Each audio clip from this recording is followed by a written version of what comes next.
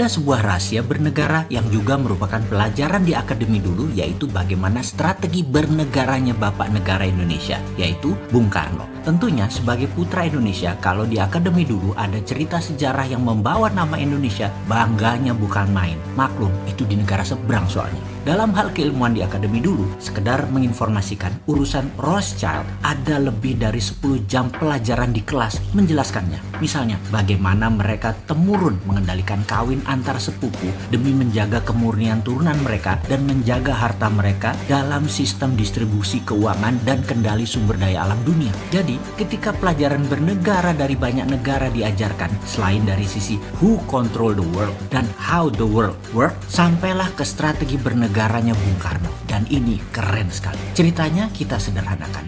Di dalam membuat mineral 99,9%, misalnya emas, platinum, perak, itu prosesnya dari gunung, batuan atau tanah, diambil, diproses tambang, dimasukkan smelter, di refining, jadilah metal murni. Metal murni dari mineral tambang. Proses membuat 1 kg emas dengan 1 ton emas ya sama saja mata rantainya. Disinilah kejeniusannya Bung Karno dimulai. Dia merasa mengapa harus menunggu mineral metal itu ada dulu baru kita manfaatkan sebagai alat jual beli metal atau alat tawar, dijadikan underlying terbitnya mata uang atau currency. Oleh Bung Karno apa yang dilakukan? Data di gunung, dihitung cost accountingnya, maka diperkirakan misalnya dengan kecepatan 10 tahun nantinya akan dapat 1000 ton emas misalnya. Maka ketimbang nunggu 1000 ton itu ada, rupiah di print saja senilai 1000 ton emas sekarang, di mana modal untuk membuat 1000 ton emas tersebut mulai dari mining proses hingga pemurnian refining katakanlah 30%-nya lah.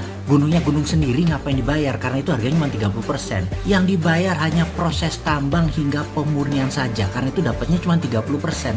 Yang 70% uang cetak tadi untuk membangun proyek produktif. Dan proyek produktif seperti industri tidak harus di Indonesia, bisa di luar negeri. Proyek industri tadi adalah underlying lapis kedua selain emas dan hasil metal mineral tambang di Indonesia tadi. Dengan ide tadi, maka di tahun 1955 sebagai dasar undangan 50 negara hadir di Indonesia dalam konferensi Asia Afrika, dikatakan bahwa mereka atau kita bersama-sama akan membangun poros tengah negara non-blok, tidak miring ke Soviet, tidak miring ke NATO Amerika. Non-blok akan membangun kekuatan ekonomi dengan porosnya Indonesia dan akan membiayai banyak proyek industri di negara-negara non-blok. Apa yang terjadi? Benarlah hadir pemimpin revolusi dari setiap negara dalam undangan tadi. Tiongkok, India, Pakistan, Mesir, Korea Utara, Kuba, semua tokoh revolusioner semua mengharap dukungan Indonesia. Bayangkan ada Nehru, Gamal Abdul Nasser, Bhutto, Mao, dan tokoh legendaris dunia lainnya hadir di Bandung, kota kecil dari negara yang baru 10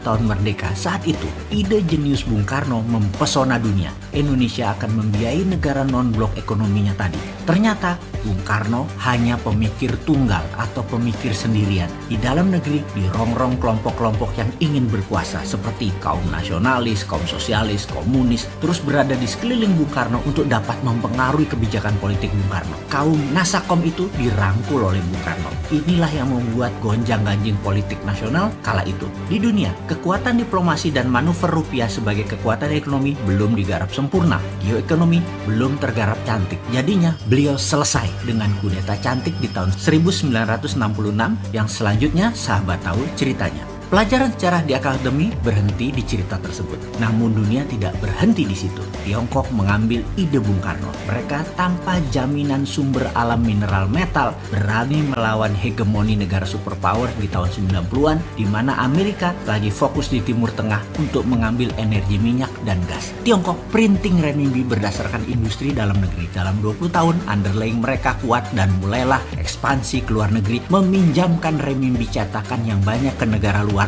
dengan nama obor, One Belt, One Road. Lebih sempurna rencana Tiongkok bukan hanya meminjamkan renminbi, tetapi juga teknologi, peralatan permesinan, tenaga kerja, semua harus dari Tiongkok. Sempurna rencana mereka jauh lebih baik daripada rencana awal Bung Karno. Ide Bung Karno jenius, tapi anak cucu dan putra bangsa nggak paham akan geopolitiknya Bung Karno. Strateginya mudah dibaca waktu itu dan mudah dipatahkan karena Bung Karno sendirian. Sekarang, mengapa kita tidak sempurnakan lagi ide Bung Karno, ide Patih Gajah Mada, ide Tiongkok dengan menggunakan sumber daya alam dan rupiah? Beranikah kita melakukannya? Sekarang kita tidak boleh terjebak obor Tiongkok lagi dan permainan hutang serta bunga IMF Amerika. Kita harus bermain cantik di antara dua kekuatan. Dengan kekuatan mineral Roth, kita mengingatkan jangan miring ke Amerika, jangan miring ke Tiongkok. Saat ini kita miring ke salah satu sisi. Kita tidak netral lagi. Kita bisa dilihat menyalahi amanah undang-undang sebagai negara netral, negara bebas aktif. Dan informasi ini hanya mengingatkan, gunakan lebih dari satu hati di dalam mengelola negara. Hati-hati.